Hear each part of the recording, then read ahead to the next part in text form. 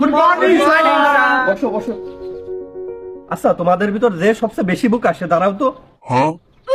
কি ব্যাপার রুবেল, তুমি দাঁড়ালা কেন? তুমি কি সবচেয়ে বেশি বোকা? না স্যার, ভাবলাম আপনি ছাড়া তো আর কেউ দাঁড়ায় নাই, তাই দাঁড়ালাম। কি তার মানে তুমি আমাকে বোকা মনে করো? না স্যার, আপনার প্রশ্নের উত্তরে তো তাই আসে। বেয়াদব ছেলে, বসো। এমানারুল, তুমি দাঁড়াও। তুমি গতকাল অ্যাবসেন্ট ছিলা কেন? স্যার মনে নাই। মনে নাই মানে মনে করার চেষ্টা করো।